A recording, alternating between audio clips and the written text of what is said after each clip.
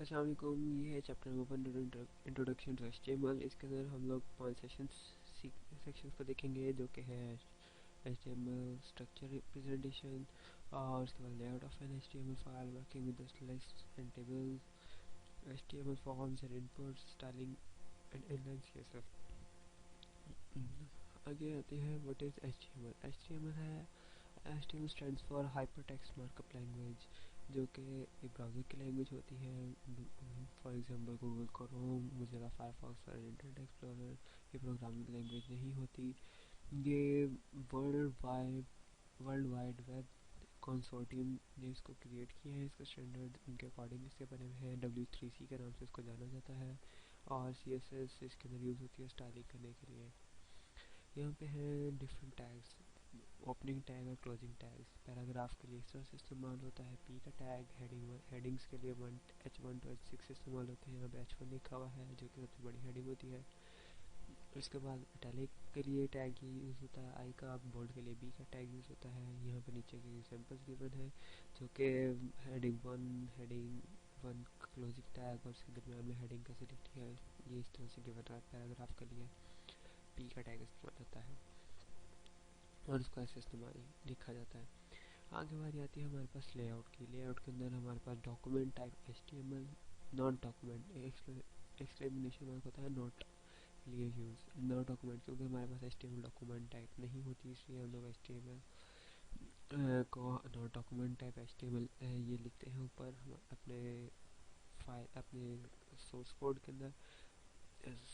और उसके बाद हमारे पास आती है हमारी HTML का टैग ओपन होने की। तो HTML का टैग ओपन होता है, उसके बाद हमारे पास हेडिंग और बॉडी आ जाती है। हेडिंग हेडर कह लें या हेड कह लें, उसके अंदर हेड के अंदर हम लोग जो अपनी फाइल जो इंक्लूड होनी होती है वो और पेज का टाइटल देते हैं, जैसा कि ये गिवन है। उसके बाद हेड का टैग क्लोज हो जाता है। आगे आती है हमारी बॉडी की। बॉडी ये भी HTML का ये एक प्री डिफाइंड कोड होते हैं। बॉडी का हम लोगों ने बॉडी स्टार्ट की, उसके बाद हम लोगों ने पैराग्राफ में हेलो वर्ल्ड लिखा। जो भी हम लोग उसके दरमियान में टाइप करेंगे वो वैसे का वैसे ही आ जाएगा। और उसके बाद P का टैग क्लोज किया हम लोगों ने, और उसके बाद हम लोगों ने बॉडी का टैग क्लोज किया है, और हम लोग उसके बाद आखिर में HTML का टैग क्लोज कर देंगे। यहाँ पे ब्लॉक, इसके अंदर डिफरेंट टाइप के एलिमेंट्स होते हैं। ब्लॉक लेवल एलिमेंट्स भी होते हैं। हम लोग इसको पहले स्टडी करते हैं। ये लार्ज ब्लॉक ऑफ कंटेंट्स होते हैं। न्यू लाइन हमेशा स्टार्ट होती है जब हम लोग ब्लॉक लेवल एलिमेंट्स इस्तेमाल करेंगे, तो हमेशा न्यू लाइन से स्टार्ट होंगे। यहाँ पर ये कंज्यूम होल वेट, जो कि हमारी उसके पेरेंट की होती है, वो वाली वेट अवेलेबल, वो उसको जो है यूज़ करता है। फॉर एग्जांपल हमारे पास पैराग्राफ जो हम लोग लिखते हैं वो ब्लॉक लेवल एलिमेंट है। हेडिंग 1 से लेकर हेडिंग 6 तक वो हम लोग जो लिखते हैं वो भी ब्लॉक लेवल एलिमेंट है। हम लोग फॉर्म्स लिखते हैं वो भी ब्लॉक लेवल एलिमेंट है। हम लोग div की कमांड देते हैं वो भी ब्लॉक लेवल। अब हाथ बारी आती है इनलाइन एलिमेंट्स की। इनलाइन एलिमेंट्स वो एलिमेंट्स हैं जो कि न्यू लाइन से कभी भी स्टार्ट नहीं होते हैं, वो उसी लाइन पे आगे स्टार्ट हो जाते हैं। ये साइड बाय साइड आते हैं एलिमेंट्स, और ये कभी भी जो है इनकी विड्थ डिफाइन नहीं होती, इनको डिफाइन करनी पड़ती है।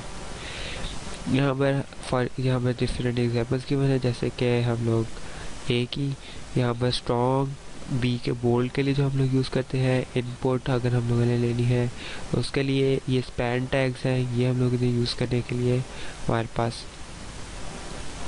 ये सारे के सारे इनलाइन एलिमेंट्स हैं। आगे बारी आती है एलिमेंट एट्रीब्यूट्स।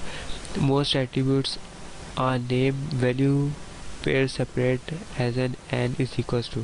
ये attributes provide additional information about an element. Attributes are always specified in start tags। यहाँ पर देखिए ये सिंपल एक रेफरेंस है गूगल का। जब हम लोगों ने आर्चर में लिखा है उसको, और सिंपल है गूगल का टैग दे, उसको रेफरेंस दे दिया है और उसके आगे गूगल का लिंक दे दिया है, जो कि गूगल पे उसको लिंक कर देगा। यहाँ पे अदर कॉमन एट्रीब्यूट्स, यहाँ पे styling can be done by style attribute. ये स्टाइल का एट्रीब्यूट है जो हम लोग मतलब इस्तेमाल कर सकते हैं अपनी हेड के टैग के अंदर। यहाँ पर हम लोग P के साथ स्टाइल, उसको रेड कलर दे देंगे। हम लोग उसको जितने भी पैराग्राफ लिखेंगे वो सारे के सारे रेड कलर से लिखे जाएंगे यहाँ पर। उसके बाद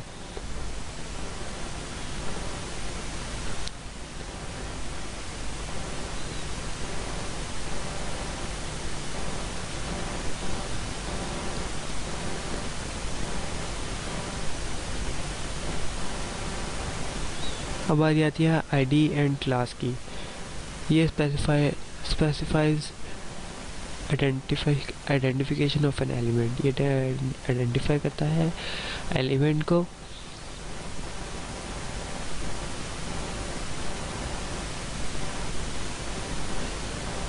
जब भी हम लोगों ने कुछ लिखना होता है तो आईडी हमेशा यूनिक होनी चाहिए, तो हम लोग उसको ID is equals to my paragraph दे देंगे और इसके अंदर जो पैराग्राफ देना है वो दे देंगे ताकि हम लोग उसको CSS फाइल में उसके आईडी के थ्रू एक्सेस कर सकें। आगे आती है टाइटल की बारी। टाइटल ये एक्स्ट्रा इन्फो होती है जो कि हम लोग एलिमेंट में ऐड करते हैं। ये जो है टूल टिप यह सब कुछ ब्राउज़र में शो भी हो जाती है।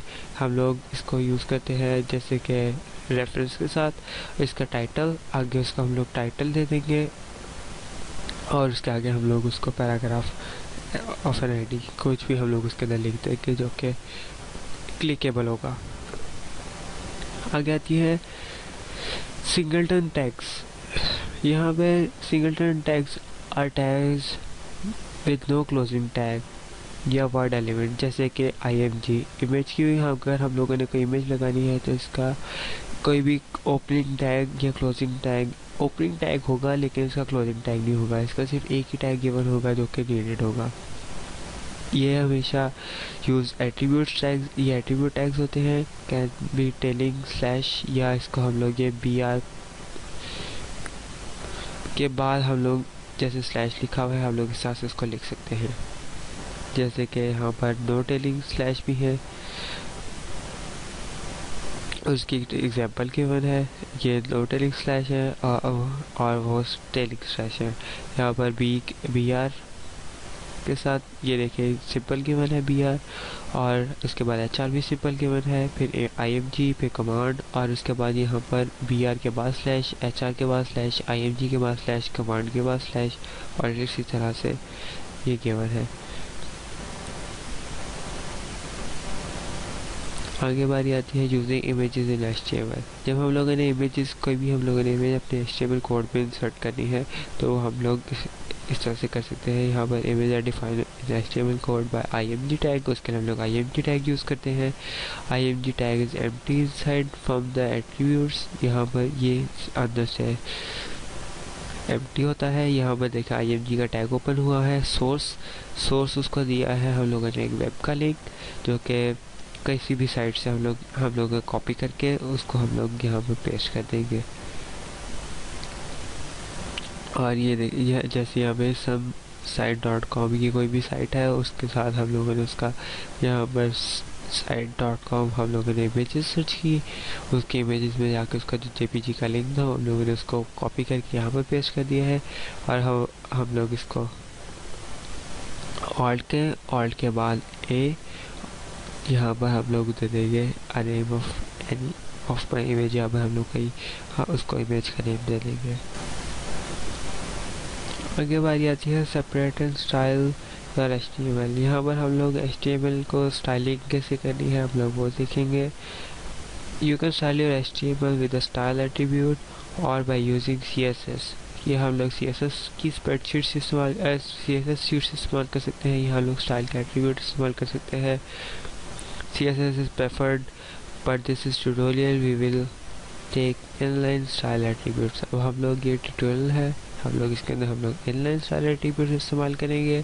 हम लोग यूज़ dev करेंगे और span की कमांड यूज़ करेंगे to single out block of HTML to apply। अब हम लोग span की या उसकी कमांड इस्तेमाल करेंगे। जैसे ओपनिंग टैग है हम लोग वैसे ही उसको ओपन करके और उसको क्लोजिंग टैग दोनों हम लोग यूज़ करेंगे। यहाँ पर ये देखिए एग्जांपल गिवन है div स्टाइल। यहाँ पर हम लोगों ने उसको स्टाइल दे दिया है, पैडिंग उसको दे दी 5 पिक्सल, बैकग्राउंड उसको कलर दे दिया, कलर उसको वाइट कर दिया। उसको हम लोगों ने उसके बाद हेडिंग, हेडिंग का टैग को ओपन किया, क्लोज किया। उसके बाद हम लोगों ने पैराग्राफ, और पैराग्राफ का टैग ओपन करके क्लोज किया। और यहाँ पर हम लोगों ने आखिर में जैसे डिव ओपन की थी, हम लोगों ने उसके अंदर डिफरेंट चीज़ें दी थी, आखिर में डिव को क्लोज कर दिया। स्टाइल एट्रीब्यूट्स सिलेक्टर्स, यहाँ पर है सिंटैक्स गिवन है, यहाँ पर पी स्टाइल और उसको सिंटैक्स गिवन है। यहाँ पर आप देखिए कलर रेड है, हम लोगों ने कलर करना है रेड, तो उसको कलर रेड कर देंगे। बैकग्राउंड इमेज ब्लू देनी है, यहाँ पर बैकग्राउंड इमेज देनी है, कोई भी इमेज हो सकती है, उसको कलर दे दिया हम लोगों ने ब्लू। और उसके बाद हम लोगों ने उसका इमेज भी दे दी है, इमेज यहाँ पर हम लोगों ने पैडिंग दे दी 5 पिक्सल्स। उसके बाद मार्जिन 5 पिक्सल्स। फिर हम लोगों ने उसके बाद डिस्प्ले कर दिया, उसको ब्लॉक लेवल एलिमेंट बनाने के लिए उसको हम लोगों ने डिस्प्ले ब्लॉक कर दिया है। ये इसको ब्लॉक लेवल एलिमेंट बनाने के लिए यूज़ होगा। उसके बाद हम लोगों ने कर लिया बॉर्डर स्टाइल, उसको सॉलिड, हम लोगों ने उसका बॉर्डर कलर दे दिया ब्लैक, उसको बॉर्डर विड्थ दे दी 1 पिक्सल्स की। और ये हम लोगों ने उसको डिफरेंट बॉर्डर से अप्लाई करने के लिए यूज़ होता है। बॉर्डर सॉलिड ब्लैक 1 पिक्सल, या हम लोग ये सारा कुछ एक बार भी हम लोग कर सकते हैं। अगर सिंपल बॉर्डर का हम लोग कमांड दें, स्टाइल वगैरह ना लिखें, तो उसके बाद हम लोग सिंपल ऐसे भी दे सकते हैं।